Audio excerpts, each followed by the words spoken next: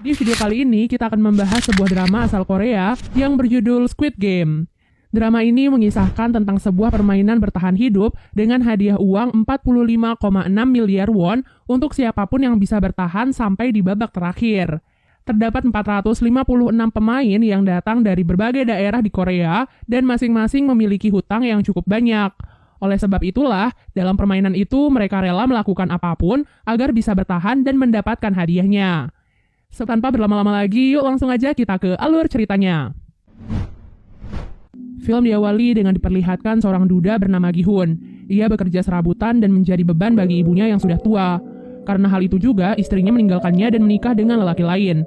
Bahkan hak asuh untuk putri semata wayang mereka juga jatuh kepada sang istri yang sekarang hidup bahagia bersama keluarga barunya.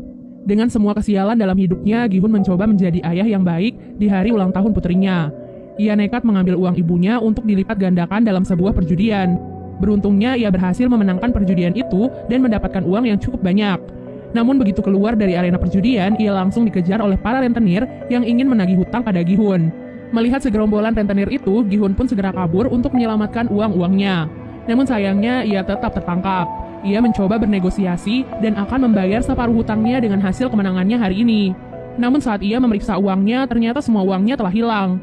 Jadi saat proses pengejaran sebelumnya, ia sempat menabrak seorang gadis yang ternyata gadis itu telah mencuri semua uangnya. Nah, karena tak bisa membayar hutang, rentenir itu pun memaksa Gi-hun untuk menandatangani sebuah kontrak yang berisi bahwa jika Gi-hun tak bisa membayar hutangnya dalam waktu dekat, maka organ-organ tubuhnya akan diambil dan dijual oleh si rentenir. Semua kesialan hidupnya membuat ia frustasi karena di hari ulang tahun putrinya ia tak bisa membelikan makanan yang enak serta hadiah yang indah. Ia merasa telah gagal menjadi ayah yang baik untuk putrinya. Kini dalam hidupnya yang tersisa hanyalah kemalangan serta hutang yang tak akan sanggup ia bayar. Di tengah keputusasaannya itu, Gi-hun pun mendapatkan secercah harapan. Saat itu, seorang pemuda memberikannya sebuah tiket masuk ke dalam sebuah permainan. Pemuda itu berkata bahwa jika Gi-hun berhasil menyelesaikan permainan di sana, maka ia akan mendapatkan uang yang sangat banyak. Mendengar hal itu, Gi-hun pun langsung tertarik dan mengikuti apa kata pemuda tersebut. Singkat cerita, Gi-hun dan orang-orang lain yang bernasib sama sepertinya dibawa menggunakan sebuah mobil. Mereka pun dibius untuk menjaga kerahasiaan tempat permainan tersebut. Selain itu, semua HP dan barang bawaan mereka juga disita dan akan dikembalikan nanti saat mereka pulang. Terdapat 456 peserta yang dikumpulkan di dalam sebuah ruangan besar. Tempat permainan itu dikelola oleh seseorang misterius bertopeng hitam dengan anak-anak buahnya yang menggunakan pakaian serba merah. Mereka sangat merahasiakan semuanya, bahkan identitas mereka tak boleh diketahui oleh siapapun. Di sana, Gi-hun bertemu dengan beberapa peserta lain. Di antaranya adalah Sang-gu, teman masa kecil Gi-hun, Il-nam, kakek-kakek yang penyakitan, seorang pekerja asing bernama Ali, seorang gangster bernama Dok-soo, seorang wanita bernama Miryong, dan gadis asal Korea Utara bernama Sebyok. Nah, Sebyok adalah gadis yang sebelumnya mencuri semua uang Gi-hun. Jadi saat melihatnya, Gi-hun pun menjadi sangat marah. Namun belum sempat membalaskan dendamnya, para panitia pun datang ke ruangan mereka. Kemudian panitia menjelaskan bahwa selama di sana, mereka akan memainkan 6 permainan. Adapun beberapa aturan yang harus disetujui oleh para pemain sebelum memulai permainan, di mana pemain tidak boleh berhenti di tengah permainan, lalu pemain yang menolak bermain akan langsung dieliminasi, dan yang terakhir, permainan akan dihentikan jika mayoritas dari peserta menyetujuinya. Setelah menyetujui semua persyaratan itu, para peserta pun diarahkan ke ruangan berbeda untuk memulai permainan yang pertama. Permainan pertama yang akan mereka mainkan adalah lampu merah, lampu hijau. Terdapat sebuah robot raksasa di ujung ruangan yang akan bertugas sebagai penjaga. Nah, saat sang robot berkata lampu hijau, para pemain diperbolehkan untuk bergerak secepat mungkin agar mereka bisa segera sampai di garis finish sebelum waktunya habis. Namun, saat robot itu berkata lampu merah, maka para pemain tidak boleh bergerak sama sekali.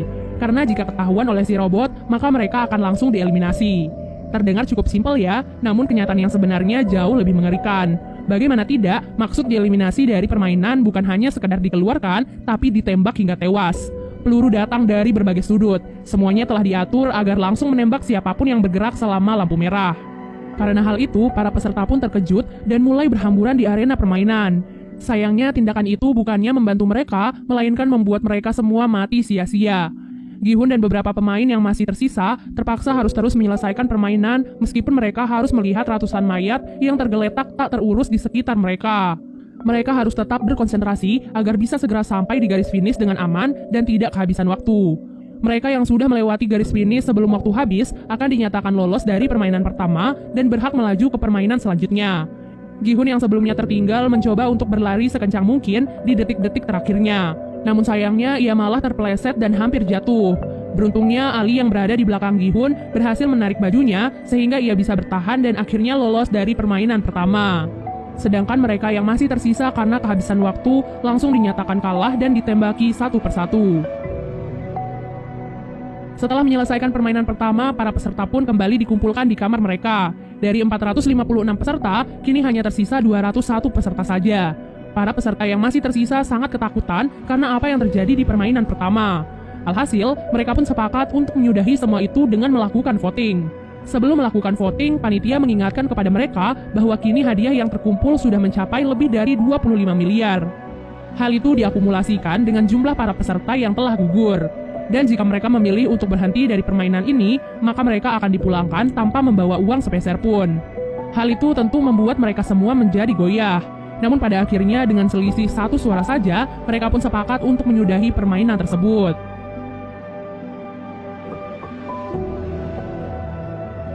Setelah kesepakatan itu, para peserta pun akhirnya dipulangkan kembali ke daerah mereka masing-masing.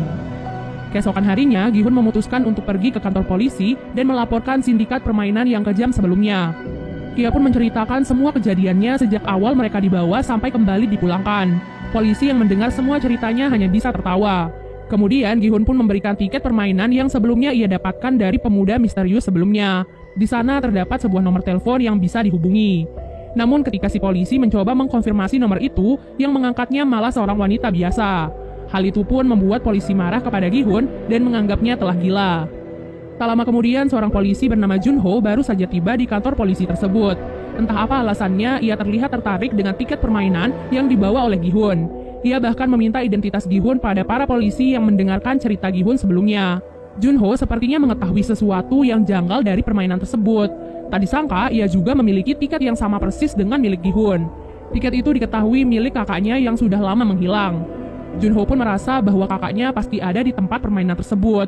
Di tempat lainnya, Gi-hun yang pulang ke rumahnya merasa kebingungan mencari ibunya.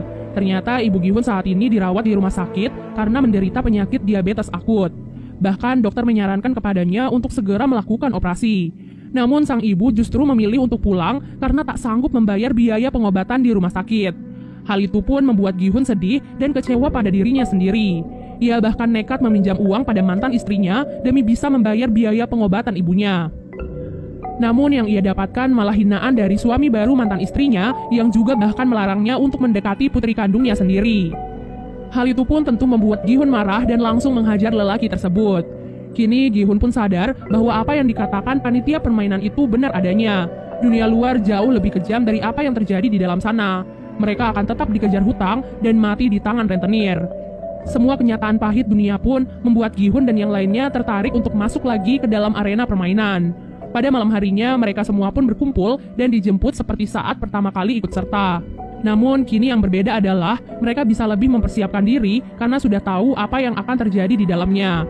Dari arah lain, Junho ternyata juga ikut menyusup ke dalam mobil. Kali ini, ia bertekad untuk bisa masuk ke dalam arena permainan agar bisa menemukan kakaknya yang hilang.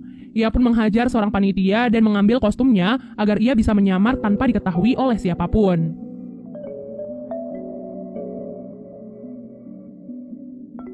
Seperti biasanya, para peserta pun kembali dikumpulkan dalam sebuah ruangan besar. Namun tak diduga ada beberapa dari mereka kali ini datang dengan persiapan, yaitu membawa sebuah senjata atau barang-barang kecil yang mereka perlukan. Dari 201 peserta awal, kini tersisa 187 orang yang memutuskan untuk ikut serta kembali. Yang berarti hadiahnya juga semakin bertambah.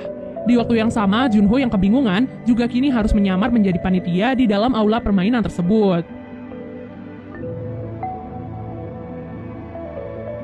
Pada malam harinya, Sebyok yang membawa pisau kecil pergi ke toilet dan mencoba menyusup lewat ventilasi. Dengan bantuan Miryong, ia pun berhasil masuk ke dalam ventilasi dan melihat apa yang terjadi di ruangan lainnya. Di sana, ia melihat bahwa para panitia sedang membuat gulali berskala besar.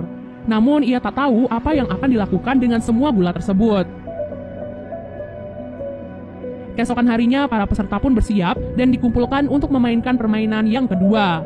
Sebelum memulai permainan, Sang-woo bertanya kepada Sebyok tentang apa yang ia lihat kemarin malam. Ia pun berkata bahwa permainan kali ini pasti merupakan permainan masa kecilnya, sedangkan Sebyok yang berasal dari Korea Utara pasti akan kesulitan. Oleh sebab itu, Sebyok pun memberitahunya bahwa ia melihat para panitia membuat gulali. Setelah mendengar hal itu, Sang-woo pun langsung teringat akan permainan masa kecilnya, di mana terdapat lelehan gula yang diberikan dalam bentuk yang berbeda-beda. Tugas mereka adalah mengikis gula tersebut sesuai dengan bentuknya. Itulah mengapa ia sengaja mengambil bentuk segitiga karena merupakan bentuk yang paling mudah. Namun anehnya, Sang-woo tidak memberitahu teman-teman terdekatnya tentang hal itu dan malah membiarkan mereka memilih bentuk-bentuk yang sulit. Seperti contohnya Gi-hun mengambil bentuk payung dan kakek Ilna mengambil bentuk bintang. Peserta memiliki waktu 10 menit untuk menyelesaikan permainan kali ini. Bagi peserta yang gagal membuat bentuk yang sesuai, maka mereka akan langsung dieliminasi atau ditembak. Hal itu pun membuat para peserta yang lain panik dan semakin ketakutan. Mereka semua berusaha sekeras mungkin untuk mendapatkan pola yang diinginkan. Kemudian terlihat Miryong yang memanfaatkan korek apinya untuk memanaskan jarum agar gulali itu bisa lebih mudah untuk dilelehkan. Peserta yang mengambil bentuk mudah satu persatu mulai berhasil menyelesaikan misi dengan aman. Namun yang menjadi masalah adalah para peserta yang mengambil bentuk-bentuk yang sulit. Ditambah mereka juga dikejar oleh waktu yang semakin berkurang.